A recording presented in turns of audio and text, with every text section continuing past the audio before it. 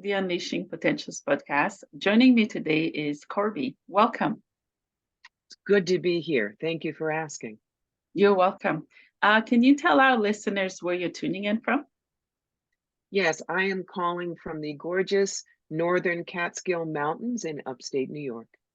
Oh, nice. That's awesome. How has the weather been there? Soggy. Our Ooh, mold is growing mold, but it's finally cooling down, drying out, and we're getting those gorgeous fall colors. that's awesome. Can you tell us more about you and what you do? Sure, that's what I call my 30-second elevator speech. I am a certified tarot master, past life specialist, psychic, medium, channel, and author. I have been reading since 1973 when I was 18. Some people would call that back when Moses was in diapers. It is my full-time job. 6 days a week. I read between 800 and 1,000 people a year, and I get to get up every morning. I don't have to get up every morning. That's the real gift. Wow, that's beautiful. All the work that you do. Um, you've been doing it for a while. When you first started talking to me, what did you pick up? Absolutely nothing, because you did not invite me. What I did sense is you knew how to do a good podcast. You were respectful for your guests, Yes. and that you knew how to do things like be on time and do what you promised. So from a professional point of view, you were right there. Yes, thank you. Um, so when did everything started for you? What was your life like before your gifts started to develop? Well, go back to when I was 9, and there was a book called The Witch Family by Eleanor Estes. And instead of thinking, ooh, that's scary, or ha, ha, ha, I thought, and your point is, I knew there was magic. I wanted to go find it, even though everyone else in my family is medical. Dad was a doctor, mom was a nurse, my brother is a doctor. Me, I was the actor, writer, hippie rebel. I could have danced on the dining room table and recited Shakespeare, and they would not have seen me. Um, I did get my first deck in 1973, because that was the year Live and Let Die came out with Jane Seymour's Solitaire. And everybody had a deck along with their elephant bell bottoms and their David Crosby fringe jackets. Other people moved on to roller skates and disco balls in 5 years, but I kept with the cards because I loved the stories. All of a sudden, in the early 90s, I could do hands-on healing and talk to dead people with no training. That was the universe handing me my draft notice saying, hello, you're working for us. And I Mhm. did it part-time until 22 years ago today, Wow. when we watched the towers burn. And I said to my husband, I need to do the work full-time. People need to know there are other answers out there. He Mhm. said, I believe in you, go do it. And the rest of it is what I told you, Wow, full-time. wow, that's beautiful. So many people who have gifts, they're not supported. In my Mhm. case, at least, my family's coming around, but the support wasn't there. And on top of it, with mental health issues, they're like, is Yes. she making stuff up? I know I'm not the only one in that situation. Um, No. what would you say to anyone who is struggling with, having people believe in them? I don't think any of us need personally people's acceptance to develop our gifts and become who we Mhm. are. But it is a I struggle agree. to face being human and Mhm. living in the 3D society that we're living in. What would you It say to is. those? Number one, been there, done that. To this day, there are members of my family who think that I'm simply a charlatan who steals people's money. And they say I'm a motivational speaker. They won't say the word psychic. To them, I say, thank you for sharing. You may think that if you wish. I look at the 30,000 people I have read in my career, some of whose lives were profoundly changed by what I was able to bring to them. They did the changes, but I brought the information. You Wow. do not know, my friends, who might be waiting for the words to come out of your mouth, the wisdom coming from your cards or your tools. Do not let other people's not believing stop you from getting to those who do. Mhm, mhm. Ooh, I needed to hear that. Thank you. Thank you so much. Let's talk about star seeds. Is that something you also tap into? Not really. not my wheelhouse. And that's one of the things. Now I do human versus other, which is sort of in that realm.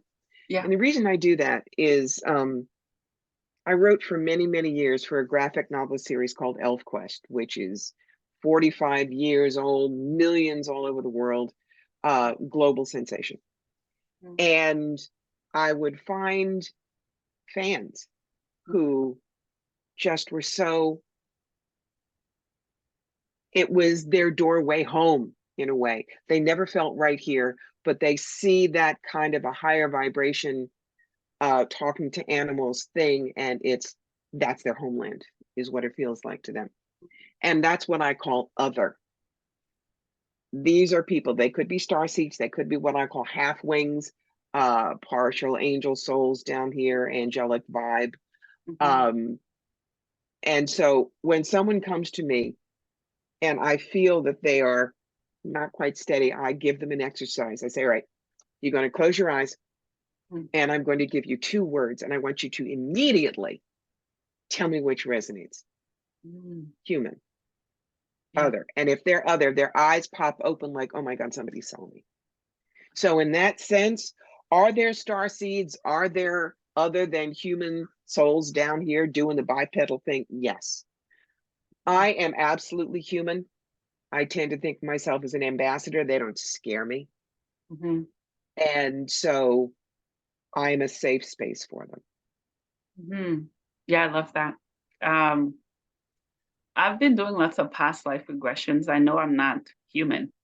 It's weird. I've always felt different. Mhm. I remember when I was in full psychosis with mental health issues I've had, I was tapping in and out. I was Mhm. going somewhere and coming back, and then I'm still in and out. Um, let's talk about past life regressions. In your own words and terms, what does it mean to you, and how can those who are working with those who want to tap into their past lives kind of heal and work with them?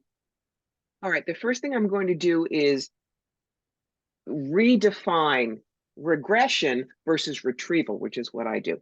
Past life regression is something you must only have done with a certified hypnotherapist or a certified past life regressionist, because if you run up against a really horrible death or a serious trauma from a past life, they know how to pull you just enough out of it that you can observe it, but not relive it. What I do is retrieval. That's where somebody comes to me and says, why am I so freaked out when there's wet hair in my face, one strand, and I can't breathe? I can immediately go up to the Akashic, pull down the life, and say, read chapter 2. Examples. Um, there was a woman who came to me and said, I don't know what to do about my son. He's 29. He still won't live more than a mile from me. He won't do anything without checking with me. What's going on? And I go, okay, 1944, Utah Beach. I see your son. He's a soldier on the beach. He's got shrapnel in his leg. It's a pretty bad bleed. You're his commanding officer. You scramble over the dune. You pull him to safety. You take some shrapnel too, but you both get out of there and you both live. And I open my eyes and the woman says, can you see my rank? I said, yeah, you were a sergeant. She goes, he has called me Sarge since he was 3 years old and we have never known why. That is Wow. important. You don't just go to see who you are because you're curious. Because, I mean, if you're a janitor in Des Moines and you find out that you were Napoleon Bonaparte, you really think you're going to want to hang out with that mop any longer? It doesn't serve you in this lifetime, Yeah. Yeah. which Wow. is why if you have an obsession or a phobia or a person or a place that you cannot understand why it's important to you, that's when you go to find out your past lives, because it'll have a message to make this life better. Mhm. Yeah, yeah, I love that. What is retrieval? You just explained retrieval, but you separate them. Sometimes it's confusing, at least for me, before Okay. I knew what it. Regression, you do. Someone hypnotizes you and you go up and you wander around in the Akasha. Retrieval is you say to me, why is this happening? Fetch! And I'm the one who very quickly runs up to the Akashic. My guides hand me the book, and then you get to know that. And because you don't have to relive everything, for people who either cannot be hypnotized or are scared of it, I'm the alternative. I love that. Yeah. I've been doing past life regressions by myself, on myself. Um, Mhm. I do them before bed, which is probably the Okay. worst time some people may think because of my mind and Mhm. mental health and whatnot. When I'm not conscious, that's the only time I feel that I can let go and Mhm. allow things to come to me and be open. But yes, they can be traumatic. I've had a few visions of them. They're not pretty, but Okay. they're helping me grow. That's good. But realize you have done this kind of what I call deep dish metaphysical work for a long time. Mm. Maggie from South Philly, who Mhm. just says, I guess I'll try it, and all of a sudden sees herself gang raped in the Holocaust, she will not be able to handle it. She is someone who needs someone Yeah, to help. yeah, yeah, yeah. Yeah, a few of the visions I had, Earth was invaded by giants. That's one. And Mhm. I was a slave and I was in love with a guy. Mhm. And oh, it's gonna sound mind blowing, but I know you'll believe me. And I used to be a white woman, but I was in love with a black male. Mhm. And at that time, it was illegal for both black Mhm. and white to be together. So I Mhm. watched him getting arrested. So I came back to another life as a black male, so I see what it felt like. And I'm here Mhm. now as a black woman Mhm. to also experience what it's like. I don't know if I'm making sense, but those are things You that are making more sense than you realize. We have to come back black, white, male, female. The work I did with Robert Schwartz in his book on karma and pre-birth planning, we have 5 things that we can work on. Unbalanced energy, which is a neutral, healing, service, contrast, and healing of beliefs. Mhm, Okay. mhm, Um, I had a client 2 lives ago. She was a World War I German pilot. Okay, remember, World War I was not Nazis, mhm, but they were still very anti-Semitic. I mean, that was just the way the world was in the yeah, early 20th century. mhm, And she came back in this life, born into a Jewish family, but always felt like she got the wrong bus and she couldn't understand why. Once we did that past life retrieval for her, she mhm, understood where that came from, and she was able to both heal the anti-Semitic trauma of 2 lives ago and understand better her family now. That's an example of yeah, the unbalanced energy being switched. fascinating.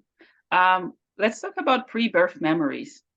Mhm. What are your thoughts on it and experience working with clients who may have pre-birth memories? When you say pre-birth, are you saying in the womb or are you saying upstairs when they were planning their lives? Upstairs before they come down. I've heard stories of baby parents having very, very difficult births because the soul does not want to come. They change their mind after signing the contract. And it's hard on the parent, but they somehow still get pushed down by higher power.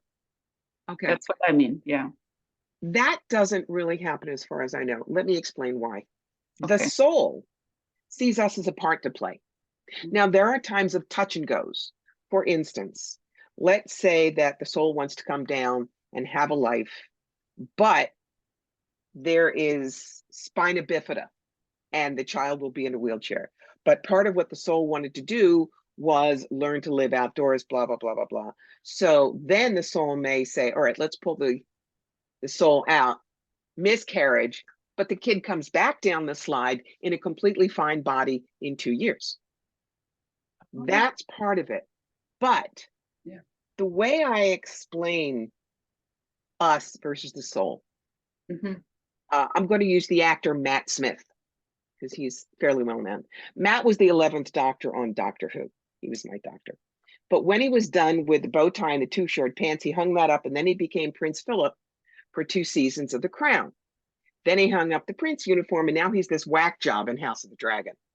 The Doctor, the Prince, and the whack job are like incarnations. They don't know each other. They are completely different. There's no real connection. The connection is the soul, Matt Smith. Yeah, yeah, yeah. Okay.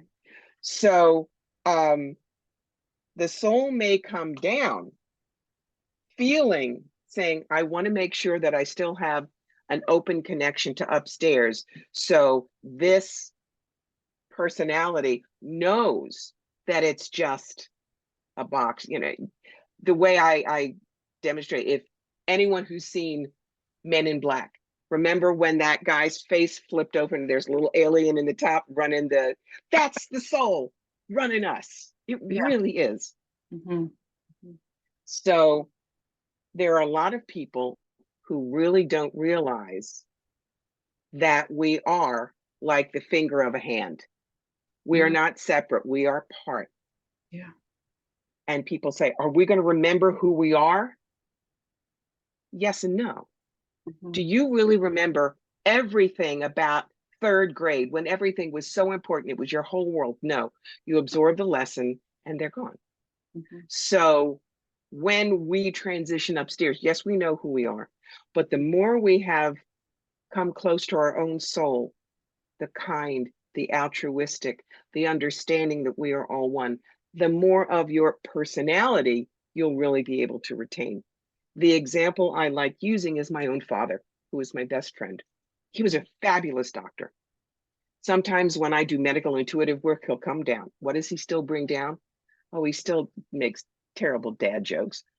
His compassion, his medical genius, his incisiveness. What is completely gone because he doesn't need it anymore? His depression, anxiety, and his hypochondria. They were absolutely a part of who my father was, but they're gone now. And he's in his full soul self. That's as clear as I can make it. Yeah. Whether we remember upstairs who we are versus who we are when we're upstairs. We're playing a part. Mm-hmm. Yeah. Is there's also downstairs? Yes and no. Okay. Yes and no. My understanding is when we cross over, we do our life review. But the thing is, anything wonderful that we did, we feel it like it was done to us. Same thing for all the awful things we did. That is hell. But then we're done. Yeah. Yeah. No supreme being that has made galaxies and universes is going to say to you, you cheated on your college SAT exams, you're going to have. Please. That is the kindergartner's version of God. And the older we get, the more expansive we understand the world and the universe to be, the more we can let go of that and be completely aligned with that singular eminence of love and compassion that if Yeah. anything created the universe, it was probably that. Yeah. Yeah. In your opinion, why do we keep coming back? It's miserable, in my opinion. We don't. Bernadette and Corbie, we're one and done. The soul keeps coming back Yes, the soul. because it Yeah. has more things to learn. Ah, There are things that we can learn here that we can't learn up there. Rob Schwartz uses the example of the white room. You walk into a room, carpet's white, furniture's white, white keys on the piano, you're dressed in white. You have no conception of plaid. Eskimos have 200 words for snow and not one for palm tree. No conception. yes. So there are things we can learn here in the world of duality that we can't learn up there because everything is universal. Oh, very fascinating. Very, very fascinating. Um, what is the Akashic record? I call it Akasha. I'm assuming either works. You could call it Ralph and it wouldn't care. It would still be what it is. Yeah. My understanding of the Akashic records is we call it a book, but of course it isn't really a book, but it is the record of everything you have been or will be. Because remember, time is a web, not a line. Our little pea brains can only see a line. Yeah. And right, well, we don't have pea brains upstairs. You know, when people say, well, why can't I understand all of that? I go, look, it's like trying to walk an ant into a calculus class. Not only does he not even know arithmetic, but he can't hold a pencil in his whittle paw. It is not going to work. We're limited down here, but it's okay. It's okay. That limitation is also another way through which the soul can learn. Mm-hmm. Yeah, yeah. I've listened to lots of NDE stories. I don't know, I'm addicted Hmm. to them. It's fascinating what they see and how they describe going in and out. Some Yes. describe them coming back. It's like a little teeny tiny hole you're trying to squeeze something in, and then the Hmm. light is sort of gone. All Yes. the love, you Yes. can still try to grab it and find it, but it Hmm. down here, it's hard. Yes. I highly recommend the book Voyage of Purpose by my buddy David Bennett.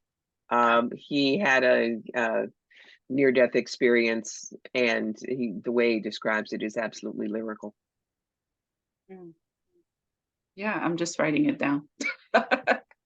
um, what is the difference between a psychic and a medium? I've heard people using both, possibly not describing them correctly. Okay. All mediums are psychic, but not all psychics are mediums. Oh, Mediums talk to your dead Aunt Mabel. They talk to dead people. Channels talk to everything. They talk to angels and spirit guides and your animals, etc. Psychics use abilities that are outside the five senses. For instance, I am a certified tarot master, been reading for more than 50 years. Ain't nobody flips cards faster than I do, I'll tell you. But I also know that I can look at a card, and even though I've known the meaning for decades, it will tell me something specific and what may feel off kilter for a particular client. And I'll go with it. Example, there's a Three of Pentacles card that shows a man working on a stained glass window in a church. And it usually means mastery or a long-term job. But I was reading a couple in Kitchener, Ontario, found the card. I looked at them and said, this is going to sound very weird, but I think there's a cafe bakery that you need to open in an abandoned church. And they go, oh, yeah, we know which church. We've been arguing about that for 2 years. wow. Ain't me. That's their guides upstairs saying, psst, tell me this. That's a Yeah. psychic. Oh, wow. That's fascinating. Um, what are the difference between guides and angels, and what are their roles? Okay. Do you remember Venn diagrams in math class? Those two circles, and then there was that little piece in the middle. Well, the Venn diagram for angels and spirit guides is a donut. Angels are the hole in the middle. There, we have at least one there with us from birth to death. It's like they have our names in the back of their tunics. You know, I belong to Bernadette. Mhm. Um, Guides are like teachers, and they can be people we've known, like my dad, animal guides, avatars, ET, elementals, you name it. Other beings that want to help us. And they're like the donut because all angels are spirit guides, but not all spirit guides are angels. And the reason I tell people spirit guides are teachers is because they may change. I may find one for you today that is absolutely on target. And in 5 years, they've moved aside to help somebody else, and you have a different higher level guide for them. Oh, So okay. Okay. that's the thing. They are not here to tell us whether to eat carrots or peas or to buy the red Honda versus the blue Lexus. They don't care. Mhm. They are here to help us make wise spiritual decisions, Mm, helping our soul grow, leaving behind our fears and our mhm, limitation thinking. mhm. Yeah, yeah.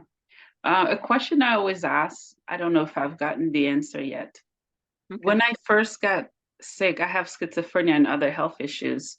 Hmm. I remember feeling soulless in a psych ward. Hmm. White walls, lights, noise, everything was just too much. Hmm. And it happened over and over and over for years. Yep. I've always been mad at God, Jesus, whoever they are. I'm learning now. I never felt or knew that they were there. So I asked Hmm. them 2 years ago. That's when my spiritual awakening started. Why? Hmm. Why couldn't I feel you there? Did you actually help me? That's always been my question to them. They know the anger that have been boiled for a long time. Hmm. Yeah. So I guess my question would be why?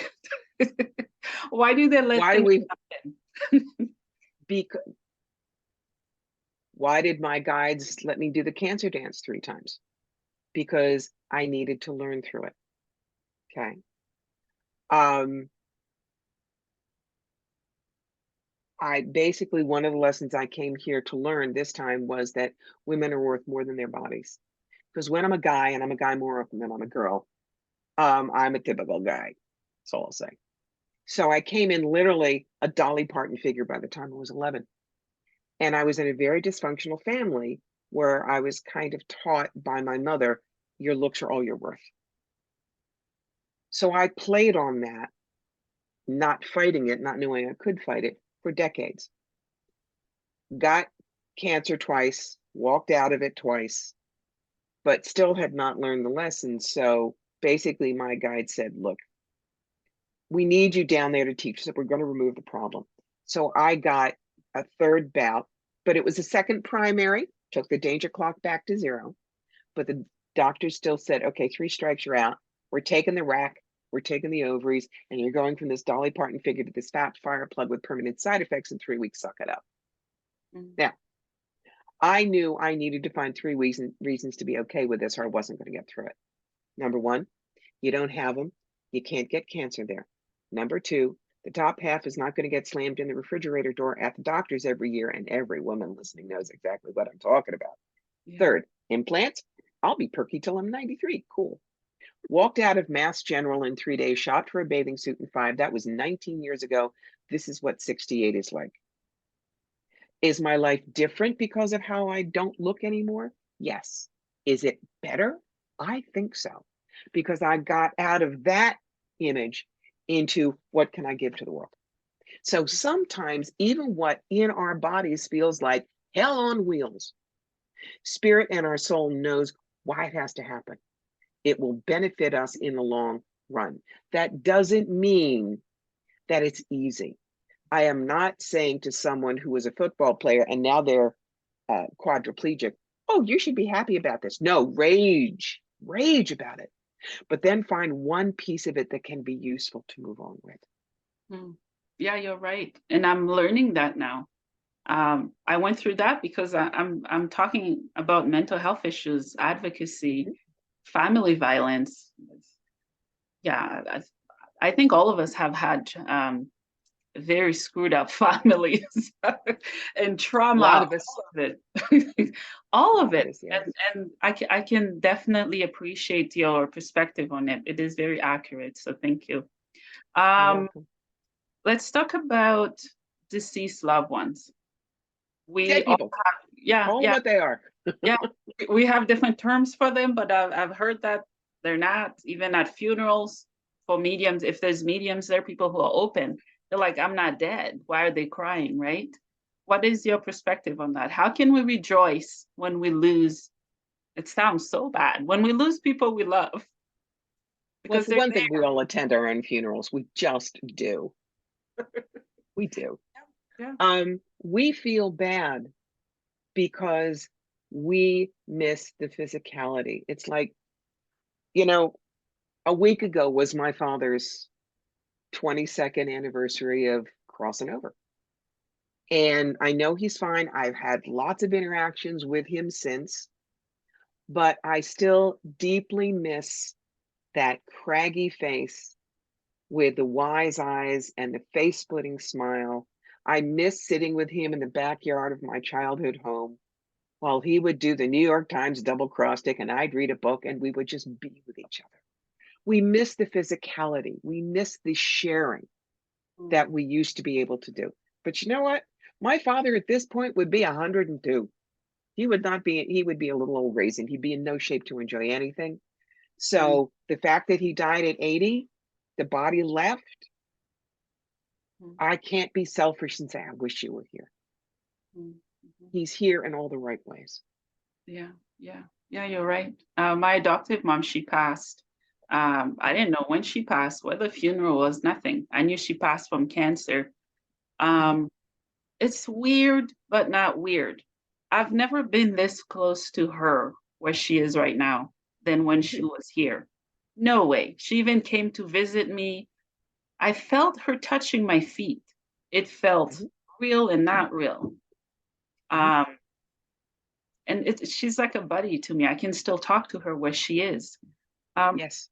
how can we help those who don't believe or have the same sense of, I don't even know the proper word.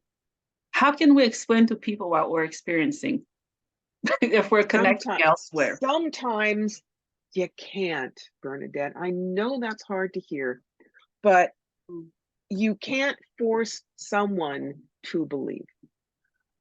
There is a member of my family, the one who thinks I'm a charlatan who steals people's money. And I think that they think that because there's a deep, unspoken jealousy. They adored my father, and they can't speak to him, and I can. Therefore, since they can't, they have to say all of this is bull. mhm, They'll eventually figure it out, or maybe they're right and will snuff out like a candle, though I don't think it. mm, Um, all you can do is say, okay, if that's where you want to be, great. yeah. And it doesn't negate what we feel or the visits we get. Mhm. Yeah, yeah. It's beautiful. Because when it happened, I'm like, what kind of special am I? You're Because I just was, open. yeah, even as a child, like I was still traumatized, I felt, but now I'm understanding it. I don't know, it's making sense. Lots of answers are coming together, Mhm. and You it see, took time. in this country, we're so terrified of death that nobody looks at it. Mhm, You know, we make up fairy tales. mhm. And if all they can handle is the fairy tales, you have to leave them there. It will not make a difference whether they go to the good place or the bad place, because there's only the good place. Mm. But when they cross over, they may see what they missed by not believing. And perhaps the soul will say, well, we'll flip that door open for you next time. Yeah, yeah. Um, for me, there was a switch that was flipped on because I knew I was different. I knew I was feeling things or hearing Mhm, things. In the orphanage where I grew up in, not only me, but most of the kids, we're sleeping. We hear people walking, people mhm, talking. No one's awake, but we can hear it. mhm. And then feeling it, and sleep paralysis and all of that. And then as of Part, years ago, there's a switch. I was meditating and then my third eye opened. I mhm. nearly had a heart attack, jump off the couch where I was laying down. I'm like, I'm losing my mind. So I'm talking to myself. And then I went back and meditated again and it opened. And then that's when everything started. Yeah. So It I've been isn't in and always easy. Sometimes it is, oh my God, what is happening to my brain? out. But Yeah. you know, there's an old story by Mark Twain, a Connecticut Yankee in King Arthur's court. It's time travel. Somebody goes back to King Arthur's and he happens to have a box of matches in his pocket. And they think that's evil sorcery. No, it's science. A lot of things that people don't believe now, 50, 100 years from now, there's probably going to be a very easy way to prove it. And everybody that in this day and age is considered off kilter, they'll just, Yeah. oh, that's what the word neurodivergent was invented for. Yeah. Yeah. Yeah. Yeah. And also Star Wars. I'm learning some of Hmm. it actually happened. Hmm. I love that, and even in Hollywood or different professions, somehow we use our intuition to wake up people with what they love watching or hearing. Hmm. Yeah, what Hmm. has been your experience and thoughts on that? Well, my nephew is Star Wars. I'm Star Trek. But look at all of the amazing inventions that they dreamed up in Star Trek, but we've already got them. Communicators are our phones. The pads they use are the iPads. My true belief is that information was channeled down to plant the seed to get it set here. Yeah. So spirit will use anything to get to us, whether it's a television show, whether it's a magazine that we sit on the bus, whether it's a hot dog advertisement. The spirit doesn't, it's like, yeah, that'll get them. Let's do that. So Yeah, they do. They do. I find it hilarious. I get their sense of humor. mhm, I would go to the library, I see a book, I pick it up, and I go on Facebook. I'm scrolling, I see the same title or word. Then I'm listening to mhm. music, and then I dream, same word. I'm like, you guys are funny. Stop it. And so I'm like, There is no coincidence. It's God tapping you on the shoulder and going, "Psst, yo, you yeah, look, listen, please." yeah, yeah, yeah. I remember my daughter, she asked me who God is, source, and Mhm, she's tapped into, and she sees what I'm doing.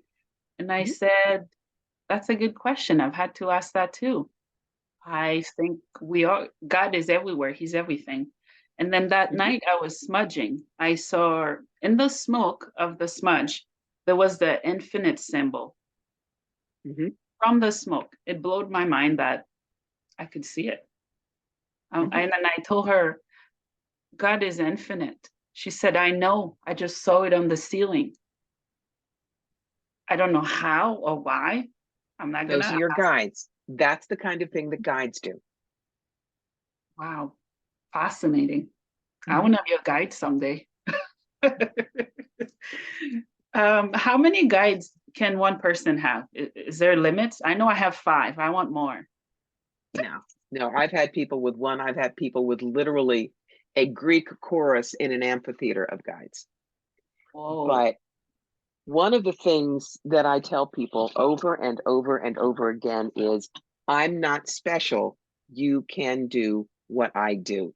This may be backwards, that we may be mirrored, but the book is Opening to Channel by Is that your book? Sanaya. No, I didn't write it, but this is the book that taught me everything I know decades ago. Oh, It's yeah. called Opening to Channel by Mm, Sanaya Roman and Dwayne Packer. mm, It's the book that I recommend to everybody who wants to learn how to do this work, mm. because it keeps you safe. Yeah. It teaches you how to ground, center, and shield, teaches you what is a guide and what isn't, teaches Mm, you what they can do and what they can't. mhm. And you know how you talked earlier about people who don't believe? That's Yeah. a way to get them to believe, because we are all wired like the same house plan. Everybody can do it. Yeah. Yeah. Yeah. It's just believing that. Yeah. I sense that about myself. And I've been told that I'm I can do more than I'm doing. I'm limiting myself. Yeah. Yeah. Because of fear. Mhm. Like that's what was imprinted on me as a child, and the trauma and the society I grew up in and continue to live in. It's fear. And I Mhm. don't know how to let that go. The mental health Well, part really screwed me out. what I will give you is a fear versus fame thing that I did when people were just in the middle of COVID and they were very scared. Fear equals false evidence appearing real.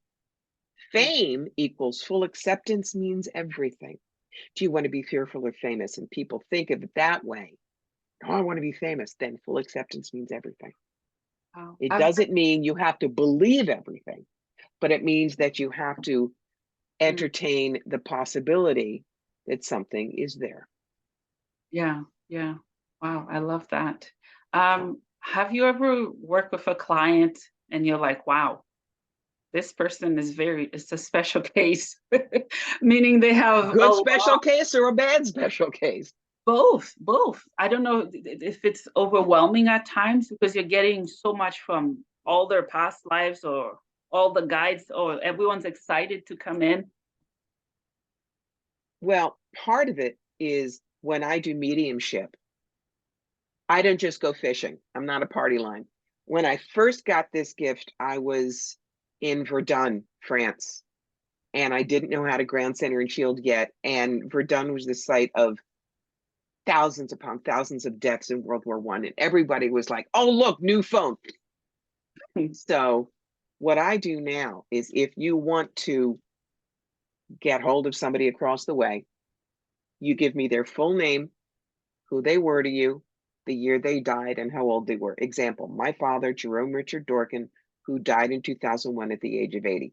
Notice that tells me nothing, but gets me into the energy. And I will then tell you everything I get. But for some reason, my guides play charades. Maybe they had surgery, they smoked, they had an accident, but they can be very specific. My two favorite examples, there was a woman who wanted to speak to her father-in-law. All of a sudden, I feel myself miming a pool cue. He taught her how to play pool. A woman in Canada wanted to speak with her grandfather. I feel myself saluting, but my palm was out. That's how they salute in Britain and Canada. And he was acknowledging that she had just graduated from the Royal Canadian Mounted Police Academy 2 weeks ago. That's how I know I'm getting the right people. It's not just, it's a rose, they love you. Yeah, yeah, that's fascinating. I also watched Tyler Henry. Mhm. He's scribbling. I don't know what he's doing when he's doing that. Is he removing the ego or No, tapping something? it's just how we work. But it Oh, is important to put the ego aside, because remember what I told you about the people in Kitchener. My ego would have said, oh, you can't say that. That's nuts. But when you leave your ego aside, the messages can come through, absolutely. But that's also why I remind people, we are just the tool.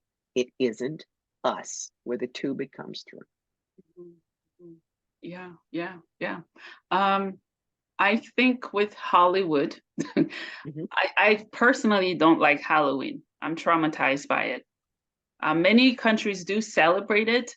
It sort of could be a topic, a battle between, yay, I love it, I don't like it. Um, I mean, I honor people who want to believe what they want to believe because it's their free will in their world. Do you celebrate Halloween? If so, why or why not? I don't, because A, I don't like horror movies and goth, and I overdosed on candy corn when I was a kid. I'm traumatized. I'm traumatized by bags of candy corn. Um, we don't have any kids in our very rural area that come up for trick-or-treating. Oh, So, go have a party, guys. I'm just not into it. That's all. yeah, me too. I paint and then I do all that, but I don't go out like I used to. But some people they go out, party and all of it. No, no, been there, done that, sold the franchise. Thank you very much. Yeah, yeah. Do you channel as well? Oh yeah. Oh yeah. Oh, okay. What is your Um, process? I have no idea. I honest to God have no idea, Bernadette. Um, a lot of what I do, just spirit said, you're gonna do this. For Uh-huh. instance, with past lives, I had no idea that I could do them as well as I do, but it makes sense when you think about it. When the universe hands you your draft notice and you accept it, they look inside and see what you're good at. Me, theater major at Brown University, I acted in New York, I understand characters. Words are my drug of choice. I'm a writer, I can tell the story. And I have adored history since I was a child. So you show me and another past life person the same vision. If they don't have the historical background, they're going to say, well, it's a long skirt and a big hat, and you're in front of a really fancy building. It's probably somewhere in Europe, maybe 19th century. I could see the exact same thing and go, hobble skirt, picture hat, that kind of ostrich feather. You're in front of the Brandenburg Gate. So this is Berlin, Germany, about 1911 or 12. On Wow. the other hand, do not ask me to do spirit art, because I can't draw a stick figure with a sharp pencil and a lot of prayer. Not my wheelhouse. Yeah. And that's one of the things that I want to reassure everybody who's listening and saying, could I have gifts? Yes. But it doesn't mean you have to do everything. Mhm, Find mhm. out what you love and go there. Yeah, yeah. I do art. One of my guides Mhm. told me to, well, he told someone to tell, she told someone to tell me to do art. So that's what I've been Mhm. doing. And yeah, it's very freeing. You're right. Mhm. All of us have gifts, but we hinder ourselves. I think we're the only person who stands in our way. That's right. Yeah. And the ego that says, well, you have to be as good as this person. I mean, Tyler Henley, I was offered a reality show contract, but they were going to say nobody can do what Corbie can do. She is so unique. And I said, you can't do that because that's a lie. I tell everyone you can do what I do. They said, oh, well, we're not interested. They went and found somebody else. Wow. And the other thing is what I call the drive-by shooting aspect of these things. Everybody knows the Long Island Medium, right? Oh, yes, I watched that. Okay. So she's in Wegmans and somebody is filling up the cantaloupes in the produce section, and she walks up and says, excuse me, your Aunt Dora says you got a bold tire in the back and you're going to die in a week if you don't get it fixed. Just telling you, and walks away. No. Yeah. Her PR people go out and scout every Wegmans on Long Island and pick one. Then they have to interview people and get them to sign legal model releases, and then it's rehearsed 6 times. But Oh, that does so much damage because remember how you said, what are you picking up about me? People assume that we have no boundaries and we're just wandering in your head like that. And we're not. yeah. Yeah. We respect boundaries. Mhm. And, it's something a lot of the rookies do. The example I use is somebody, hi, my name is Little Dancing Raccoon. And it's a psychic fair. It's been a long day. I have a headache. They go, I can do Reiki. Let me help. And they come at you. And I say, no, really, I can. I prefer you didn't. Stop it. Back off. And then Yeah. they go, not very love and light, are you? Well, you didn't listen. There are rules and regs, Yeah. and you have to respect people's free will. Mm. Yeah. Yeah. And I wish it was the same in the physical, meaning while we're in the physical, we treat each other with respect, with love, with light, and we respect their boundaries and limits and not violate Mm-hmm, free will. But that's not mm-hmm. always the case. And it's like we fight just to survive. Sometimes it's a good That's fight, sometimes it's a bad one, but we got to that's survive somehow. ego. That is believing in bad luck. That is believing in somebody doesn't love me, or scarcity. If you have, I don't. Yeah, yeah, You know. yeah. So, Mhm. What is karma? oi. Is not carrot and stick. Karma is those 5 things that I told you about from Rob: healing, service, contrast, unbalanced energy, and healing of beliefs. And the example I love using is Ryan White. Ryan White was the kid who got AIDS way in the early days from a blood transfusion when nobody understood it. Everyone treated his family like they were pariahs and people treated them horribly. But Elton John met him and became friends. Elton really loved that family. When Ryan died, Elton played at his funeral. Ryan inspired Elton to go and get clean from drugs, alcohol, addictions. And Ryan moved Elton to create the Elton John AIDS Foundation, which has now raised over $500 million for HIV and AIDS research. When you think of karma as only bad and good, you have to look at Ryan and go, must have been terrible karma. Look at that awful stuff. But when you realize it's different, you understand that Ryan's soul in the pre-birth plan said, well, short life and tough life, but look what can result from it if we're willing to do that. Yeah, So Ryan's karma was that of service. Do you see what a massive difference that makes? yeah, yeah, it is. Yeah. I find that everybody's using karma. And I said to myself, only if you knew what that was, what it That's meant. right. Yeah, yeah. That's right. Yeah, before I let you go, Corbie, what is the Mhm. meaning of life for you? Other than making sure that my cats are fed and cuddled every single day, because for them, that's my meaning of life. Mm. But seriously, to make a difference, to teach, to get people to laugh when they remember what I tell them, and to pass on whatever I've learned. Mm. Yeah, yeah. Well, you did that to me today. You did it for me. You're such a brilliant, beautiful soul and being, and I'm just honored to talk to you, truly. It was a pleasure, Bernadette. Mm. Thank you so much for being on the podcast. You are welcome.